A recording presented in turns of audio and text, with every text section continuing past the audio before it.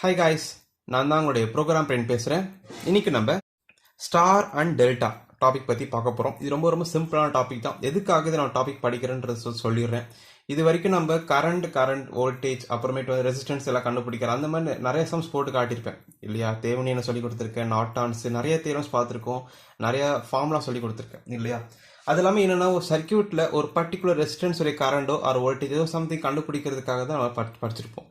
But இப்போ படிக்க போகிறது அந்த மாதிரி எதுவுமே கிடையாது. கரண்ட்டை கண்டுபிடிக்கிறதோ வோல்டேஜ் கண்டுபிடிக்கிறதோ அதுவும் கிடையாது. இப்போ படிக்க போகிறது இந்த ஸ்டார் அண்ட் டெல்டான்ற கான்செப்ட் எதுக்காக அப்படின்னா, ஒரு சர்க்கியூட் ரொம்ப கஷ்டமாக இருக்குது, ரொம்ப அது ரொம்ப இன்டெரக்டாக நிறைய விஷயம் கேட்டிருப்பாங்க உள்ள. அந்த மாதிரி சில கனெக்ஷன்ஸ்லாம் இருக்குன்னு சொல்லும்போது அந்த மாதிரி இடங்கள்ல இந்த மாதிரி சில கனெக்ஷன்ஸ் இருக்கும். இந்த மாதிரி கண்டிப்பாக கொடுத்துருப்பாங்க. இந்த மாதிரி ட்ரையாங்கிள் ஷேப்பில் இருக்கும், இந்த மாதிரி ஸ்டார் ஷேப்பில் தான் கொடுத்துருப்பாங்க. இந்த மாதிரி கொடுத்துட்டா கூட ஈஸியாக சால்வ் பண்ணிட்டு போயிடலாம், ரைட்டா?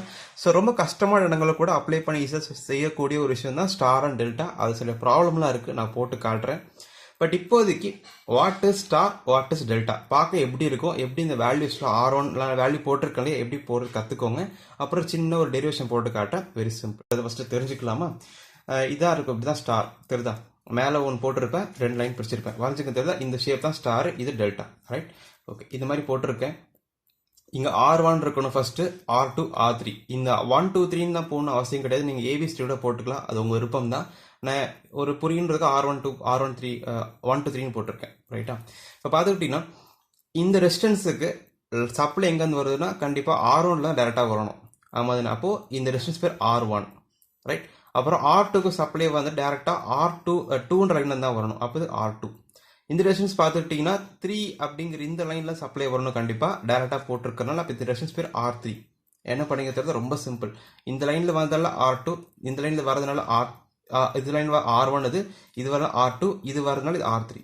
இதுதான் ஸ்டாரோடைய கான்செப்ட். இது புரியுதா? ரொம்ப சிம்பிள். இதே விஷயம் தான் இங்கேயும் வருது. இங்கே ஆனால் கொஞ்சம் டிஃப்ரெண்ட்டாக இருக்கும், நல்லா பாருங்கள். ஃபார் எக்ஸாம்பிள் இந்த ரெசிஸ்டன்ஸ் எடுத்துக்கலாம். இந்த ரெசிஸ்டன்ஸுடைய ஒரு எண்டு வந்துட்டு 1ல் கனெக்ட் ஆகிருக்கு, இன்னொரு ரெண்டு 2ல் கனெக்ட் ஆகிருக்கு. அப்போ என்ன நீங்கள் சொல்லணும்? 1 2ன்னு சொல்லணும். Very simple, right? அதே மாதிரி இந்த ரெசிஸ்டன்ஸோட ஒரு எண்டு வந்துட்டு 2ல் கனெக்ட் ஆகிருக்கு, இன்னும் ரெண்டு 3ல் கனெக்ட் ஆகிருக்கு. ஆமாம், டேரெக்டாக 3ல் கனெக்ட் ஆகிருக்கு, அப்போ அதை 2 3ன்னு சொல்லணும். அது இந்த ரெசிஸ்டன்ஸ் வந்துட்டு 1 டேரெக்டாக கனெக்ட் ஆகிருக்கு, அது 3ல் டேரெக்டாக கனெக்ட் ஆகிருக்கு 3, அப்போ இது 1 3ன்னு சொல்லணும். Simple, right? ஸோ இதுதான் கனெக்ஷன். இந்த மாதிரி ஒரு செட்டில் இருந்தது அப்படின்னா சர்க்கியூட்டில் ஈஸியாக நம்ம சால்வ் பண்ணிட்டு போயிடலாம். என்ன ஏதுன்றதை இப்போ பார்க்கலாம். ஃபர்ஸ்ட் ஆஃப் ஆல் இது எப்படி நம்ம ஃபர்ஸ்ட் ஸ்டார்ட் பண்ணலாம்? ஃபர்ஸ்ட் ஸ்டார் மட்டும் எடுத்துக்கலாமா? ஸ்டார் மட்டும் எடுத்துக்கிறேன். ஃபர்ஸ்ட் வந்துட்டு 1 and 2 எழுதிக்கலாமா? 1 and 2 இதில் மட்டும் இப்போ நான் சப்ளை கனெக்ட் பண்ணுறேன். அதில் மட்டும் ஒரு சப்ளை கனெக்ட் பண்ணுறேன், ஒரு பேட்டரியோ சம்திங் சப்ளை கொடுக்குறேன். எழுதிக்கிறேன். நான் ஈக்குவேஷன் ஃபார்ம் பண்ணுறேன், ஸ்டார்ட் பண்ணுறேன்.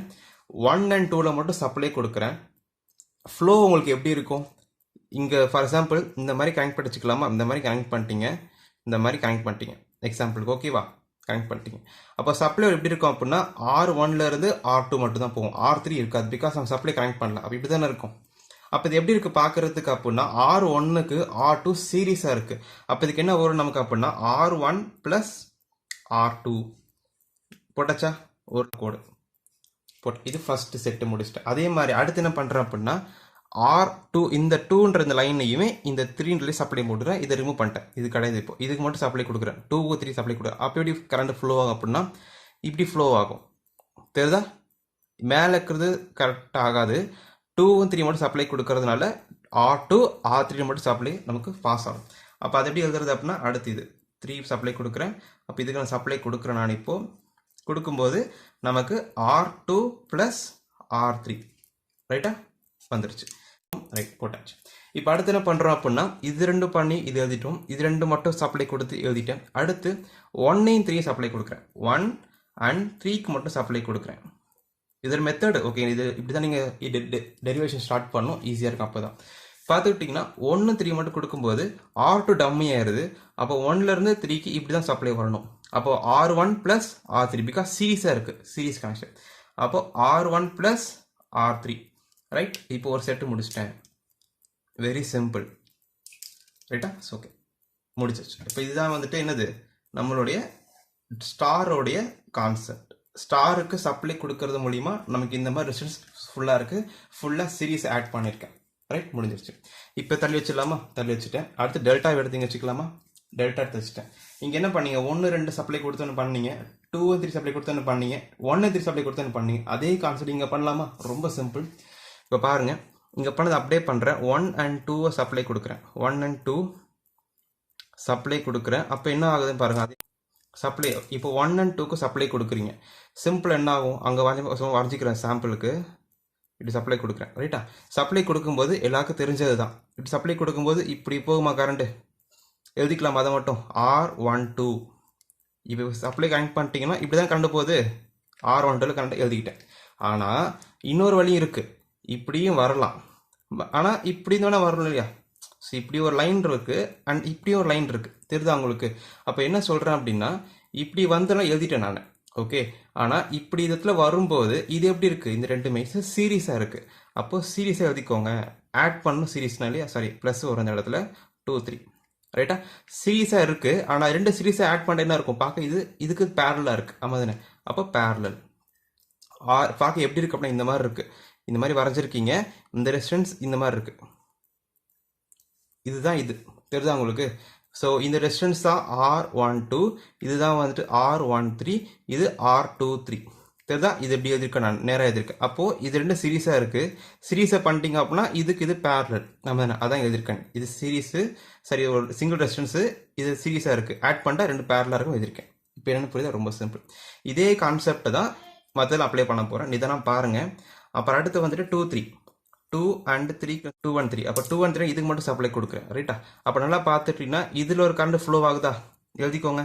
R23 பேரலல் ஆஃப் இதுக்கு வந்துட்டு எது பேரலல்? இது ரெண்டு இப்போ பேரலல், ஆமாம் தானே? சீரீஸாக இருக்குது ப்ளஸ் பேரலல். அப்போ சீரீஸாக ஃபஸ்ட் எழுதிக்கணும். ப்ளஸ் 1 3 சீரீஸாக எழுதிட்டீங்க, அதுக்கு பேரலல். அப்போ இது வந்துட்டு இந்த செட்டோடைய ஈக்குவேஷன் ஃபார்ம் பண்ணிட்டேன். அடுத்து வந்துட்டு 3 and 1, அதாவது 1 and 3க்கு இது ரெண்டு சப்ளை கொடுக்குறேன், அது எழுதிக்கிறேன் நான், ரைட்டா? சப்ளை கொடுக்குறேன், எழுதிக்கிறேன். கான்செப்ட் தான். இப்போ இதுக்கும் சப்ளை கொடுக்கும்போது எப்படி கரண்ட் ஃப்ளோ ஆகுதுன்னா இப்படி ஃப்ளோ ஆகும். 1 and 3க்கு சப்ளை கொடுத்தா இது ஃப்ளோ ஆகும், டேரெக்டாக ஃப்ளோ ஆகும். அப்போ எழுதிக்கோங்க 1 3 பேரலல் ஆஃப் இதுக்கு எது பேரலல்? இது ரெண்டும் பேரலல். இந்த ரெசிஸ்டன்ஸுக்கு இது ரெண்டும் பேரலல், ஆமாம் தானே? அப்போது R12 ப்ளஸ் R23, ரைட்டா? ஸோ முடிச்சாச்சு, எல்லா செட்டும் முடிச்சிட்டேன் இப்போ நான், ஆமாம் தானே? இப்போது இது ப்ளஸ் ப்ளஸ் ப்ளஸ்ன்னு இருக்குது, இங்கேயும் ப்ளஸ் ப்ளஸ்ன்னு இருக்குது. ஆனால் இங்கே பேரலல் இருக்குது, தெரியுதா உங்களுக்கு? ஃபுல்லாக பேரலல் இருக்குது. அது நம்மளால் ஃபார்முலாவில் போட்டு டெவலப் பண்ண முடியாது, ரைட்டா? அப்போ என்ன செய்கிறோம் அப்படின்னா இதை வந்துட்டு பேரல் கால்குலேஷன் பண்ணிடுறேன். உங்களுக்கு தெரியும் இல்லையா? 2 parallel of 3 இந்த மாதிரி சம் இருக்குது. நீங்கள் நிறையா தீரம் போட்டு காட்டியிருக்கேன். இது இருக்கா அப்படின்னு என்ன போடுவீங்க? 1 divided by 1/2 plus 1/3ன்னு போடுவீங்க. இல்லைனா சில பேர் என்ன போடுவாங்கன்னா 2 into 3 into 2 plus 3ன்னு போடுவாங்க. ரெண்டுமே ஒரே கான்செப்ட் தான். இதில் வர ஆன்சர் இதுலேயும் வரும் நமக்கு இல்லையா? இப்போ நான் இதை யூஸ் பண்ணிக்கிறேன், ஈஸியாக இருக்குது தான் போடும்போது. இப்போ பார்த்துக்கிட்டிங்கன்னா இப்போ 2 into 3 2 plus 3ங்கிறது இதுதான் பேரல் கால்குலேஷன் போட்டு என்ன அது சிங்கிள் ரெசிஸ்டன்ஸ் ஆகிற கான்செப்ட் இது, ஓகே? இப்போ பேரல் தான் இங்கே இருக்குது. இப்போ இதை எப்படி பண்ணுறது மட்டும் பாருங்கள். R1 இது இப்படி வரும், ஓகேவா? R1 into R13 plus R12 into R23. அதாவது இதை ஒன்று எடுத்து இதை மல்டிப்ளை பண்ணி எழுதிக்கிட்டேன். இந்த ப்ளஸ் அப்படியே இருக்குது, ப்ளஸ்ஸு. அப்புறம் இந்த R12 எடுத்துட்டு இந்த R2 எடுத்து மல்டிப்ளை பண்ணிட்டேன். ஸோ இங்கே ஸ்டெப்ஸை அப்படிங்கிற மாதிரி எழுதிட்டேன் நான், ரைட்டா? ஓகே. இட்ஸ் டிவைடட் பை என்ன இருக்குது? 2 plus 3. அதாவது இருக்கக்கூடிய எல்லா ரெசிஸ்டன்ஸும் ஆட் பண்ணுற மாதிரி கீழே இருக்குது இல்லையா? அப்போ எத்தனை ரெசிஸ்டன்ஸ் இருக்குது? 1 2 1 3 2 3 இருக்கா? எழுதிக்கோங்க அப்படியே. 1 2 plus R13 plus R23, right போட்டாச்சு. இது நம்மளுடைய செகண்ட் செட்டு. இது நம்மளுடைய என்ன எழுதிக்கலாம்? இது வந்துட்டு 1 2 3 எழுதிருக்கீங்க. அப்போ இது நம்ம என்ன எழுதிக்கலாம் அப்படின்னா ஒரு 4th ஈக்குவேஷன் எழுதிக்கலாமா? 4th ஈக்குவேஷன் இது, ரைட்டா? அதே மாதிரி இங்கே எழுதின மாதிரி இங்கே பார்த்தீங்க அப்படின்னா அதே கான்செப்ட் தான்.